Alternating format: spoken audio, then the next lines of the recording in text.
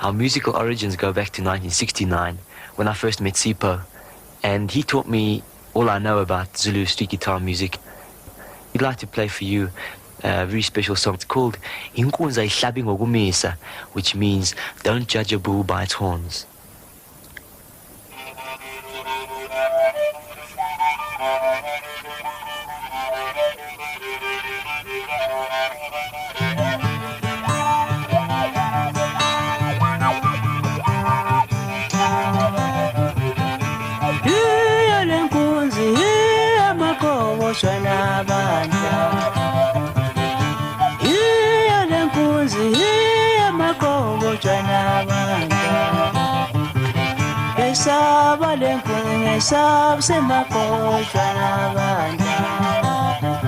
Well, he wasn't a typical South African boy. I'd gone to 6 different schools in 3 different countries in 5 years.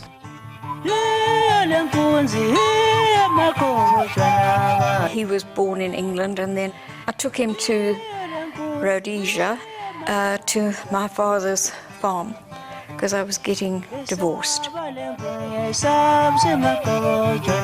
And then I married a journalist, and we went to live in Zambia. So his first school was a multiracial school in Zambia. My stepfather was a crime reporter, and he took me into Alexandra Township when I was 9. He had made friends with a preacher there, and on Sundays he would go in and teach the bugle band. There was an Alexandra bugle band, and he was a drummer, so he taught drumming to the drumming section. So I would go in there in a classroom and sit very quietly, because I was very shy, and watch these young black kids being taught by my stepfather. Dan had been the only father he knew. I mean, his real father was in England. You know, he never knew his father, which is a very interesting thing for me. And in a way, you know, the fact that he didn't know his father, I didn't know my father, and he was my father. But in the end, I was like a little brother to him. You know, I felt, because he used to confide in me, not as a son. He used to confide in me as another young male, in a way. And sometimes I could handle it, other times it was a bit of a burden.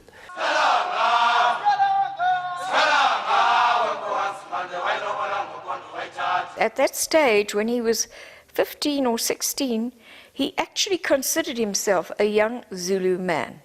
He didn't want to know about whites.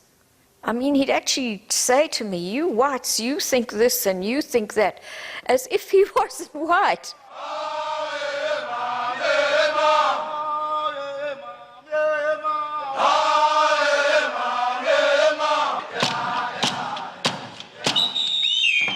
Most kids grow up on either side of the divide, saying that's the other side, that's the stranger, that's the shadow, that's the unpredictable.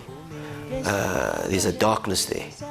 It never was presented to me as a threatening world.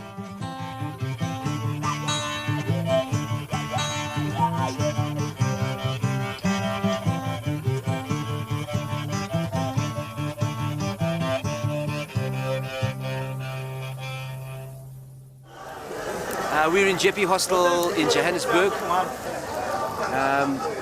This is a typical little meat station where you, if you are hungry, you come and you get fresh meat. As a youngster, I used to often eat at these stations, and I've just ordered a piece of meat which looks like it's the heart of an ox. For old time's sake.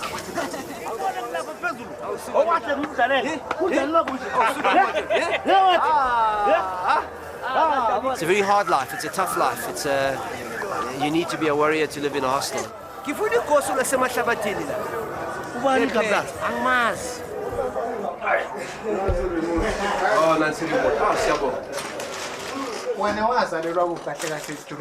England.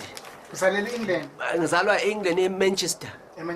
Bese ke ubaba noma but divorce. I was first arrested at Wema Hostel when I was 15, and I was in a room with 60 men, and the police had raided there, because they raid all the time for weapons and illegal, you know, there's illegal goods being traded and stolen goods and stuff. And they came into this room, and the room is smaller than this, and all the beds are pushed up against the wall. And these men are sitting very tightly packed in between each other. They sit on the floor, and there's a guy here, and there's a guy in front of him. There's about 5 in a row, like sitting. And I was right at the back in one of these rows. And then the guy spotted me, and he was absolutely shocked.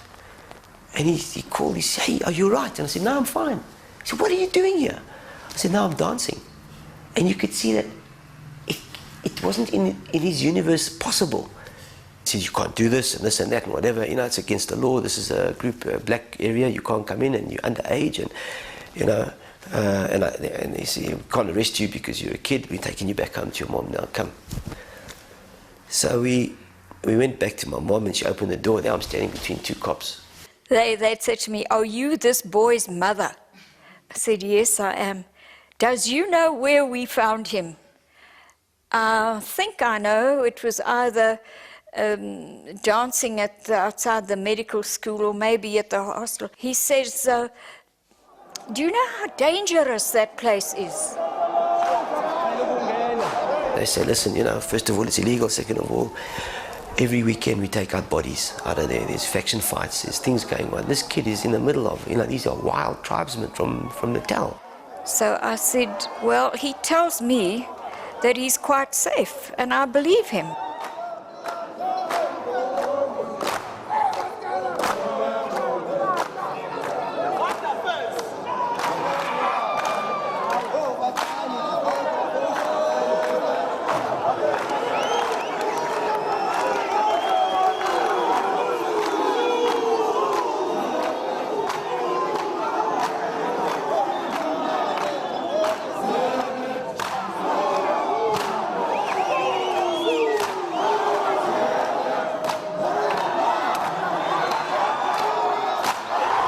Meanwhile, at Soweto, traffic police man roadblocks. And on top of Baragwanath Hospital's pedestrian bridge, riot police keep watch. There's so much more out in the world, in my country, which had been cut off from me by law, by apartheid, which said, you can't go there, you can't meet these people. They're in another area, and if you know, every kind of structural, political, and geographic effort is made to separate everybody, and I had to break through that.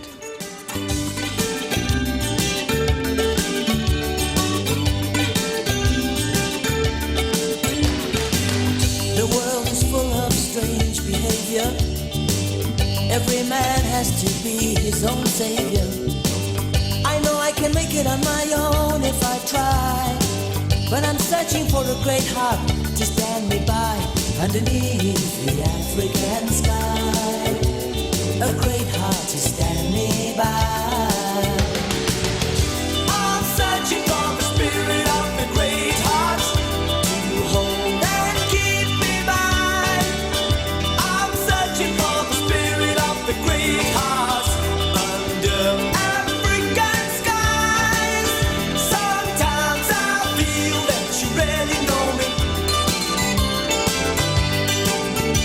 I knew that my behavior was criminalized by a white society. I didn't know why.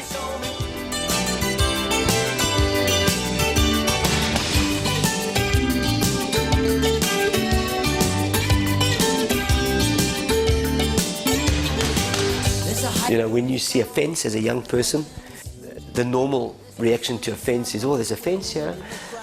Where's the hole in the fence? How high is the fence? Can I jump over the fence? The more perceptive position is, why is there a fence? And I never asked that question initially. Why am I being stopped? I just knew I was being stopped, so I had to find a way around it. Searching for the spirit of the great heart to hold and stand me by.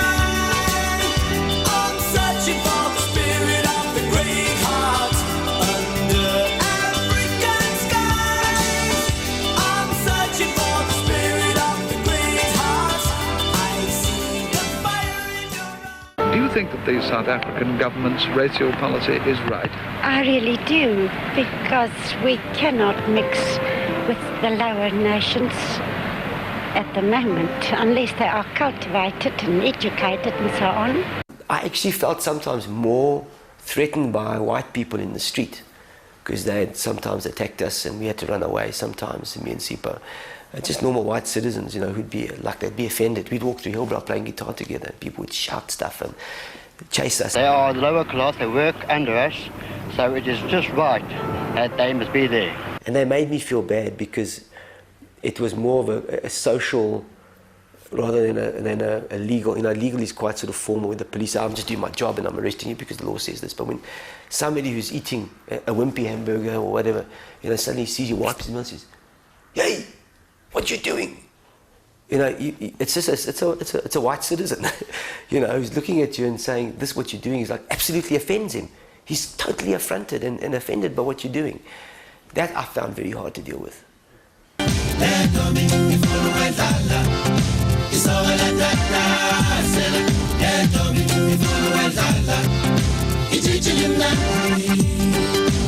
I always saw myself as a cultural activist, not as a political activist. And there is a slight difference between the two, because when you're working in culture, you're giving meaning and you're giving significance and agency, the power to affect the world, to culture, not to political action. You're saying that there's something in culture, there's something in dance, there's something in art, there's something in music that can make a deeper understanding of the human condition.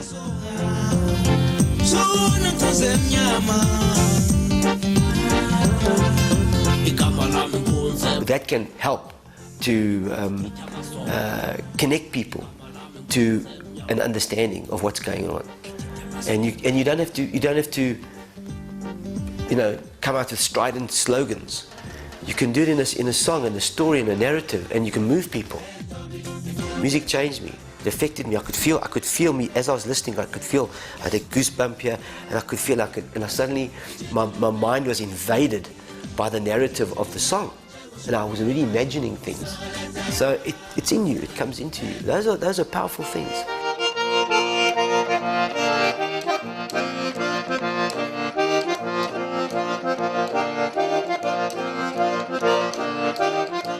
Now, when I first heard Bob Dylan, Times They Are Changing, when I was a young person, I had these unformulated, unarticulated feelings about those things, and he put it straight into lyric and say clear-cut statements of the struggle of a young person to find their place in a new world. It's something you grab on as a young person. It's an anchor and enables you to feel that what you're feeling is not incorrect, and that there's a place for you, because everybody's struggling and everybody's feeling the same thing that you're feeling. Hey you puppy, hey you puppy. You know the story about putting the frog in warm water and then cooking it, and the frog actually not realizing that it's getting hotter and hotter and hotter and accommodating itself. In a way, that's what we did to apartheid, the government here, because we started as just these two teenagers, this boy and these two boys, this duo, Johnny and Sipho. And they knew we were operating, but we were operating within a limited sphere, and we were not really, we were not really having the impact that they thought we would be having. When we had the first record out, it was difficult to promote, and we had discussions about, well, how are we going to get the word out? And obviously the idea was that if they could go out and play with a full band and perform, they would get, that was the way of finding an audience. The period between 1976 and 1979, where we decided to make a band, that's when the things got tougher for us. South Africa in 1979, having a multiracial band was not the easiest thing to do. Do you want Jaluka? I remember at one point maybe Sipho arriving at a show, limping and saying that he'd been chased by the police, that he'd jumped off a bridge onto the M1 at some point, because I don't even know why at that point they were chasing him, but he went that night and sat on the stage because I think he'd broken his hip. And that's when we had problems with shows being closed down, police coming on stage with weapons and forcing the audience out the hall. They would allow the audience to pay their money. And these are township dwellers, and that money is hard come by. They would allow them to pay The audience would go into the hall, the promoter would take the money and run. 3 songs into the show, they'd close the show down. So the audience had paid, they never saw the show. So the audience would say, "Oh, we love Juluka, but don't go to a show because you're going to see 3 songs."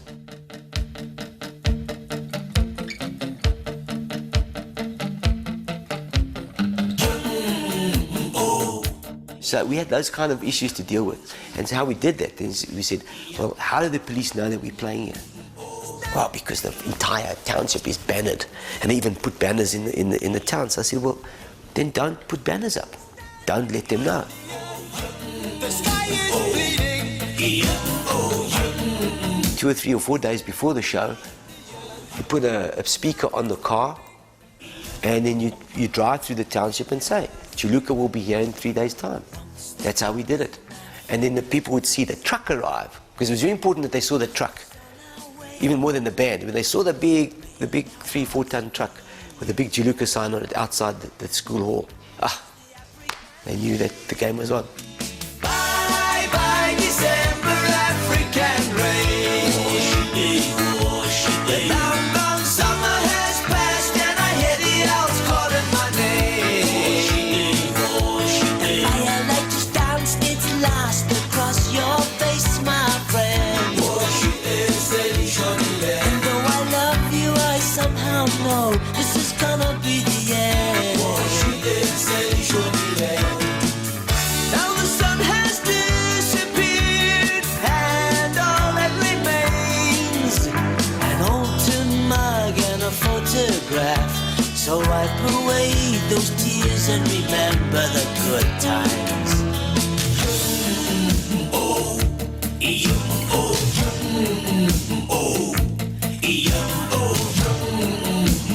Standing on the earth, the moon is rising.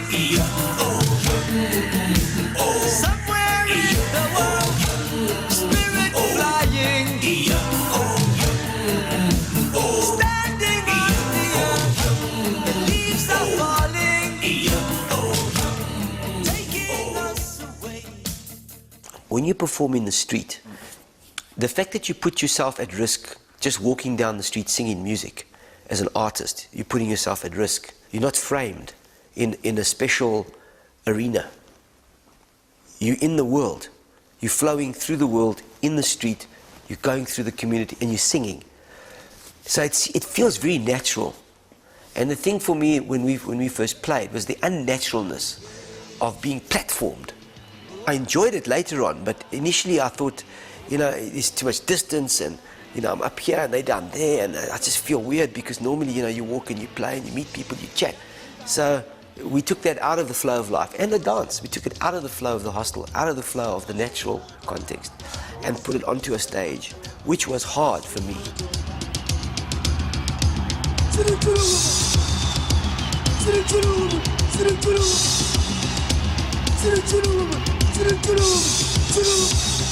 Suddenly we were being looked at, you know what I mean? I felt very like a bit of a zoo vibe.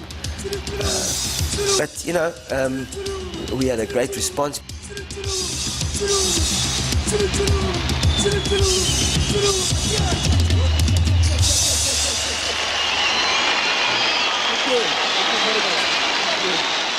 Obviously, the whole production value of the live show started growing, but still very naively. It wasn't like there was a choreographer or a producer of the show. This was just how it was growing out of whatever they were making. We experimented with so many different kinds of crossovers, just on the visual side. People, especially overseas, when we appear on stage, people say, "What is this?"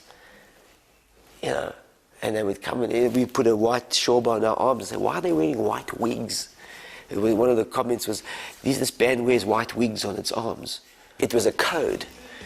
We were talking in a code of dress. It was a dress code that we were developing, which said, let's just mix the West and Africa and the urban and the rural and the white and the black. Find various ways to do that. Fever, fever, fever. I'm walking through the night street. Fever, fever, fever. I'm walking here. Oh, hungry.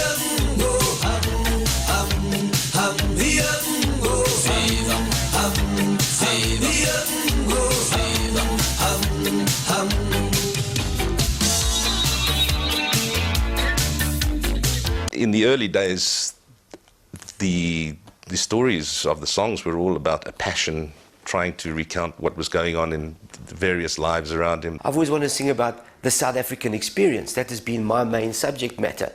It's like the Zulus sang about what they saw walking down the street. I was trying to sing about the Zulu War, about African Sky Blue. The idea of a black migrant worker and a white university professor working together, the problems that they encountered in South Africa at that time, and their vision of what the future of South Africa could be.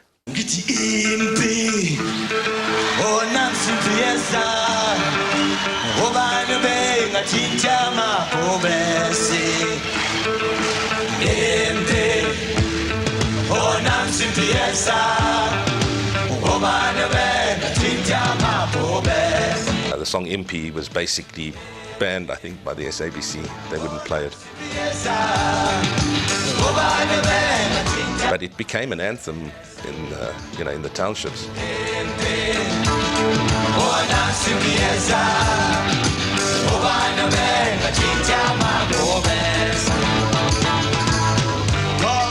And then later on, the band, the Juluka, won an award at Radio Zulu for that song. Even though I'm not quite sure at that point that the people in charge understood what the meaning of Impi was to the people in the streets. You know, it's a song about warriors, and it literally was a war cry for the kids in the streets. And in the morning, as they saddled up to ride, their eyes shone with the fire and the steel. The general told them of the task that lay ahead, to bring the people of the sky to heel. Impi, oh, not to be as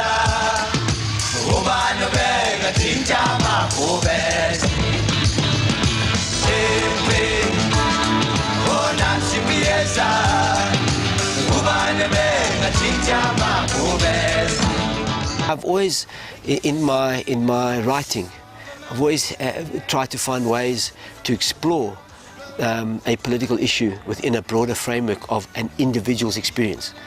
But this terrible paradox that we live in apartheid, we have people who are enforcing a system here against another group of people who are citizens of the country. It's a hidden war.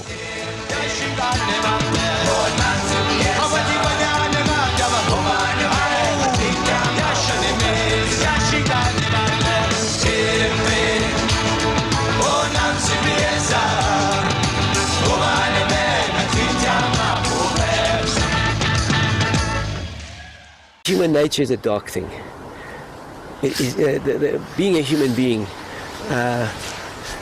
is a tremendous battle to fulfill your obligations as a human being and to control your desires and to control your lusts for power and your lust for recognition and your lust to control others. Obviously, Cruel Crazy was an important song. It's the birth of my son. It was for Jesse, but it's a song. It's a struggle song.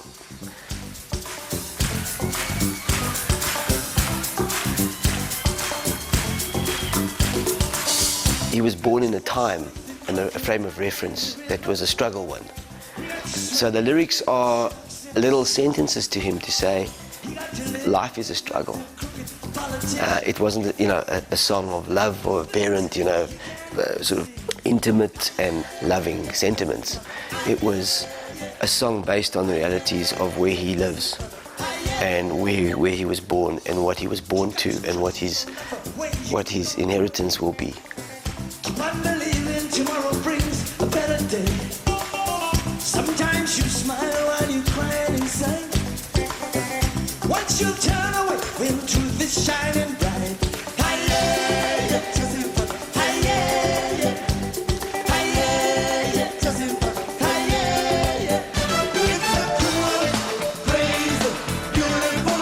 So the lyrics in there are saying it's a cruel, a crazy, but it's a beautiful world. And the beauty is tempered by those other factors. And you will experience loneliness, you'll experience hopelessness, you'll experience these things.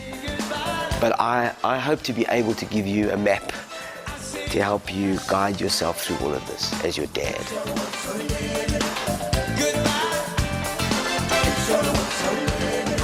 It's a struggle to be a man. And this is a motif in Zulu society. It is difficult to be a man. There are so many conflicting pressures on you that to be the man you want to be will be a moment. It's not something you will ever achieve. It'll be an event where it'll be consummated momentarily and celebrated, and then dissipate again into this constant struggle between your fears, your courage, your security, your idea of yourself, the kind of status you want, the kind of position you want to have in your group of other men, and in the pecking order of power relations between men.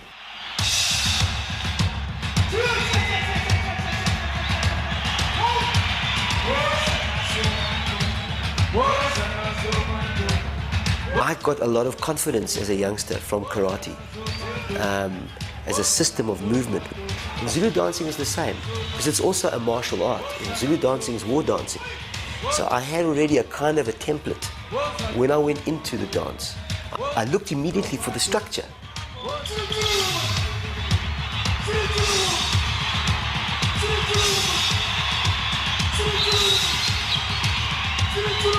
It wasn't random movements that they were osmosing to each other, you know. There was a set choreography, and that choreography had a structure, and there was a pleasure that they were getting, which I recognized.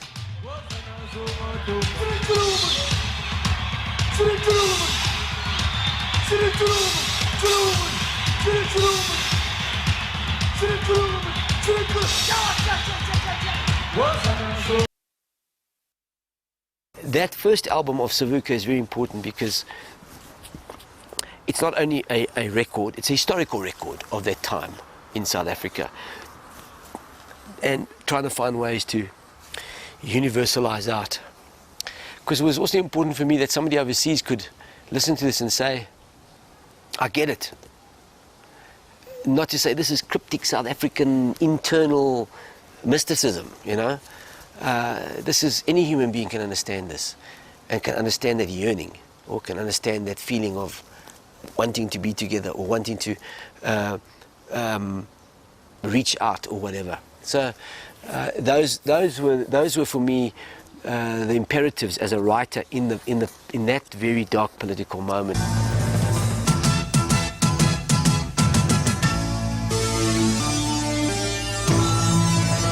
In '86, when we launched our album, the first state of emergency was declared. Good evening.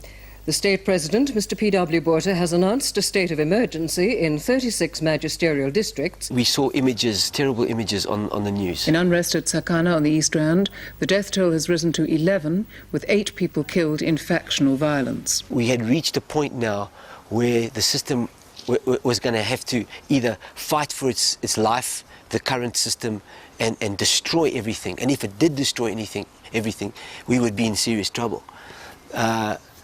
And on the other side, if they didn't destroy everything, then there would have to be a completely new future for everybody. So we were on the cusp. That '86, when those because there was 2 states of emergency. There was one that was just, I think, 36 districts or 19 districts, and then about 4 or 5 months later, the whole of South Africa was under a state of emergency. In a state of emergency, extensive powers are given to all security forces. These include arrest without a warrant and detention without trial. That's when Asimbonanga came out. The one song that stands out through the entire career is Asimbonanga. I remember it was in between Jaluka and Savuka, and Johnny had put the band together to do some shows at the Market Theatre. We had just recorded a solo album, but weren't quite sure where things were going. And I went down to the rehearsal for these live shows, and he said, you know, I've just written something which I'd like you to hear. And played Asimbonanga, and the hair stood up on the back of my neck. And I said to him, the beauty of having one's own studio was you could just do what you wanted. I said, I'm not sure why we're doing this, what we're doing with it. It doesn't sound like a commercial record to me, but we should record this immediately. There are hundreds of songs that are written for Nelson, but they're quite strident. Set him free, or whatever it is. One moment that really stands out for me was standing at the Zenith Theatre in Paris, and Asimbonanga had started breaking as a big hit there. And I was standing at the back of the theatre and wasn't sure how the audience was going to respond. You know, I mean, the show had been incredible, but this small pin spotlight was on Johnny's face, and he just went, Asimbonanga.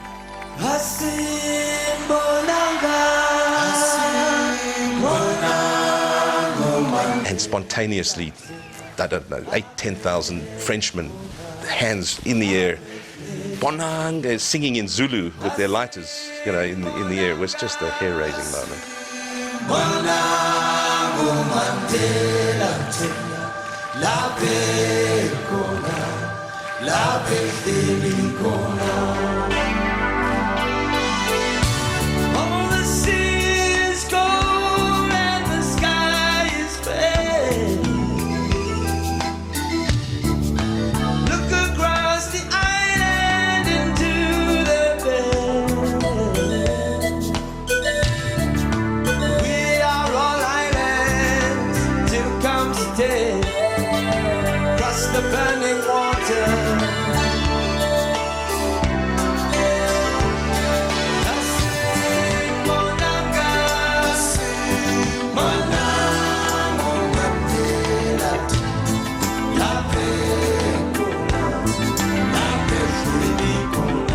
Asimbonanga was a song of yearning. It was something deeper. It was not just, let's find a way to send a message that this must be done, which is what most of the slogans are about.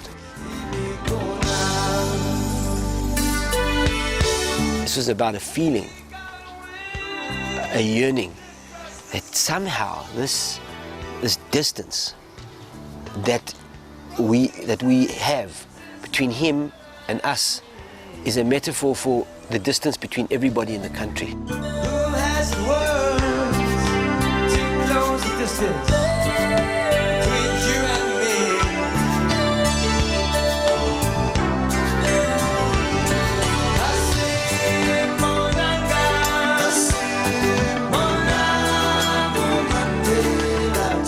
me? He's on the island and we're on the mainland. There's all these metaphors.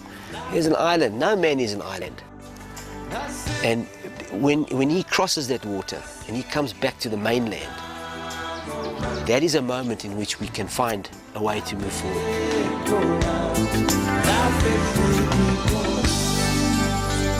There's Mr. Mandela, Mr. Nelson Mandela, a free man taking his first steps into a new South Africa.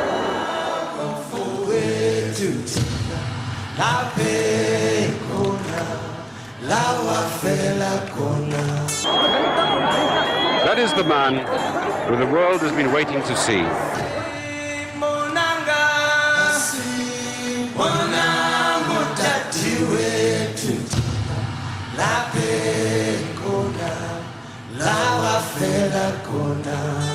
His first public appearance in nearly 3 decades. 72 years old.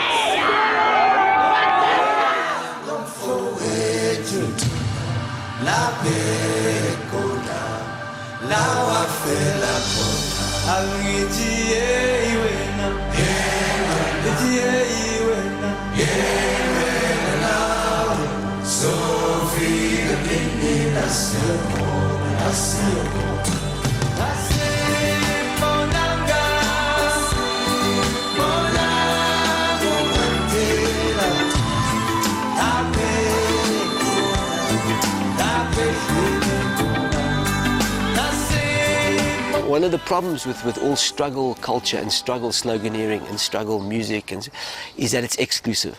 It sets absolute demands that you accept this or. It's not suggestive, and it's not trying to include and to say, even though you're on the other side, there's a place for you here. It's just a matter of your attitude. Can you just see this picture and see this picture this way and see this picture this way? I'm just showing you moments of things that you should look at in a slightly different way. Just step over here for a while. Have a look at this.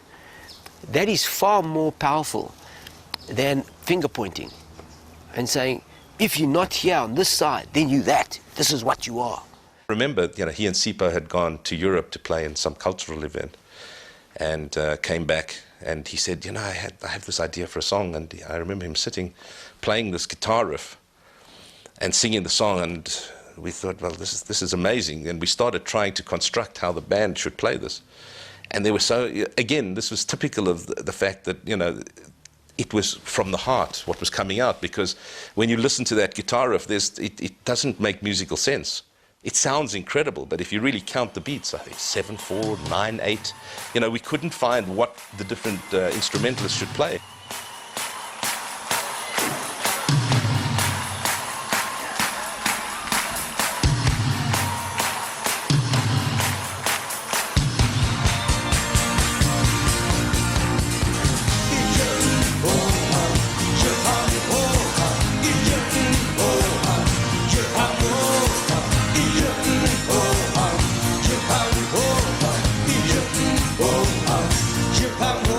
Obviously, Simbonanga stands out for me, but if you talk about the seminal Juluka song or Johnny Clegg song that really started everything, then obviously you have to look to Scatlings. I was born in England, but I came back to Africa, which is the birthplace of all humanity. It is the cradle of mankind.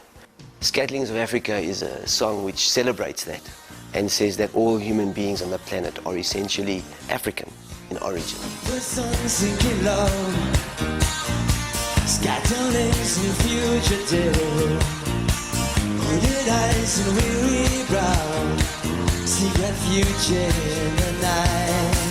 They are the scatterlings of Africa,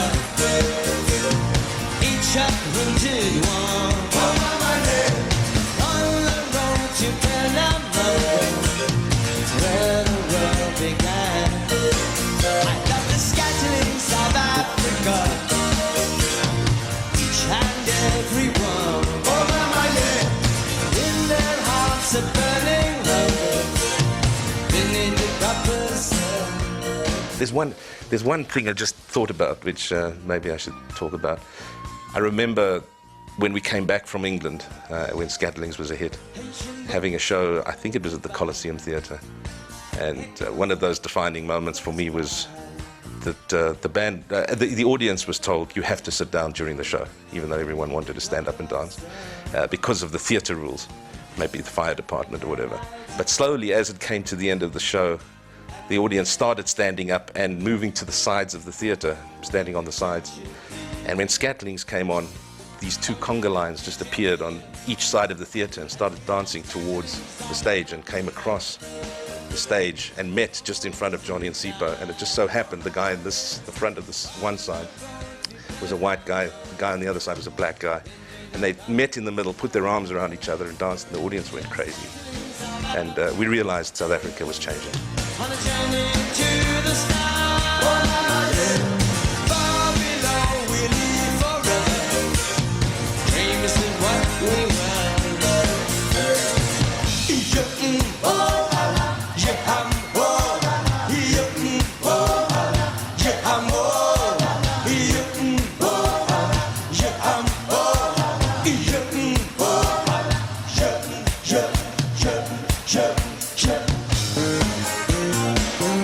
If Johnny had been a classical musician or a trained, studied musician, I'm sure that a lot of the things he did might have turned out radically differently. This was just things that were coming from the heart.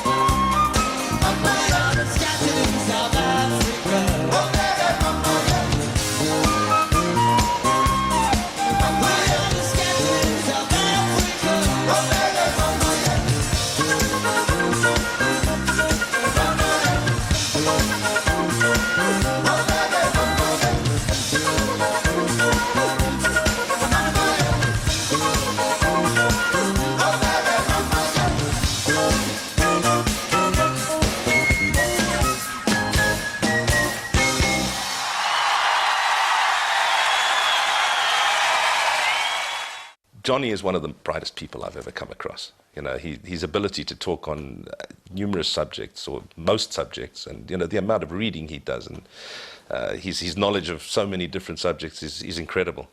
And, you know, he does certainly approaches a lot of things from an intellectual point of view.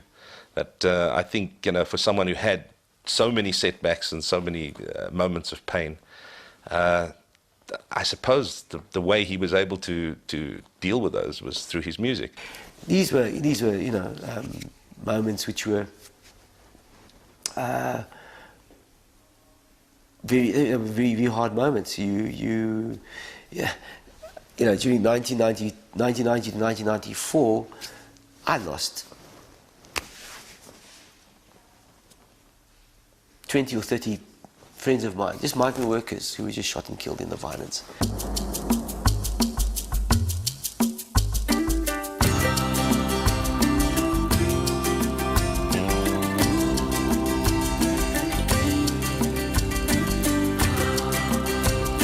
Often you have to look underneath and in between the lines to really see, you know, where the pain is coming through. Through all the days that eat away. The crossing is just an incredible example of the pain that was felt on Dudu's death. In someone else's dream away. Dudu was a very close friend of Johnny's, who was also a dancer with both Juluka and Savuka. So he was a close friend and business, or, you know, and artistic partner for many, many years. And he was killed in Zululand in a very unfortunate circumstance.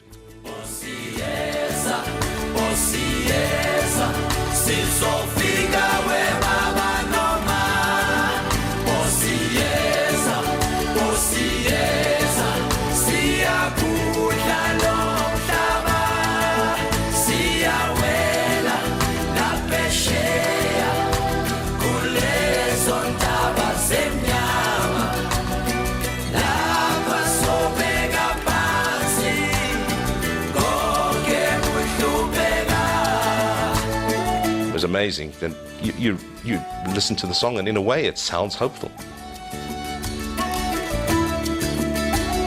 A punch-drunk man in a downtown bar. We've come through an incredible time, you know, when we look back at what we were moving through, and how those things, aspects of those things touched my life.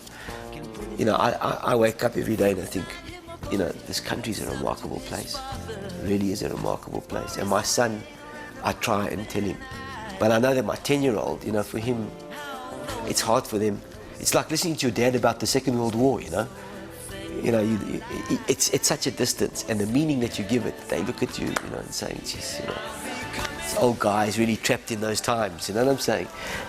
But they were so intense, and they shaped us, you know, at every second of our lives.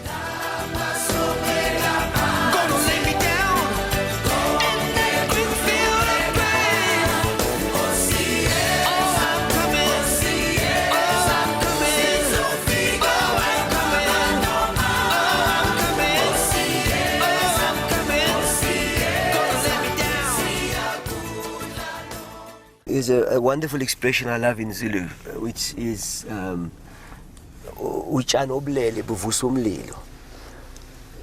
dry grass is made green again by fire. And it's through the fire of experience that you're made new, that you learn, that you become refreshed.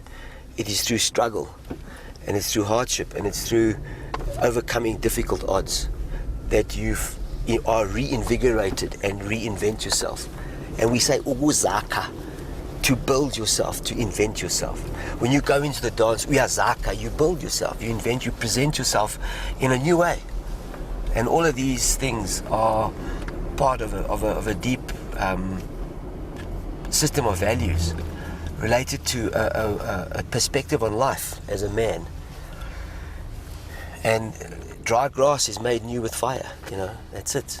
You burn the grass, and in a week's time, little green grass starts coming out again. The grass is fresh and new and looking, and the whole area looks wonderful.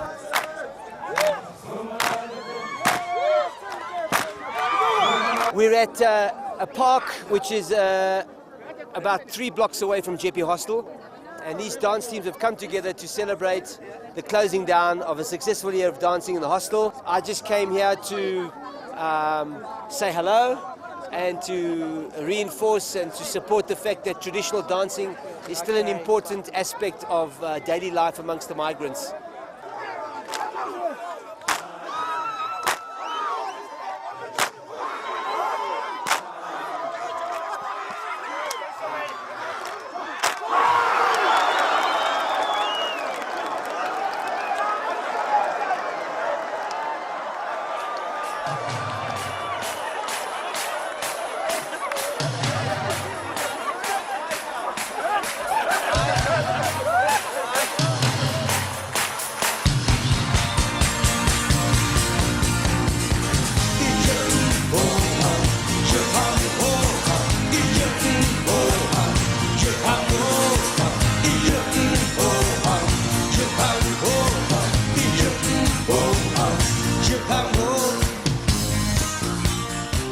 You have to realize that in the late 80s, Johnny Clegg was by far the biggest artist in France.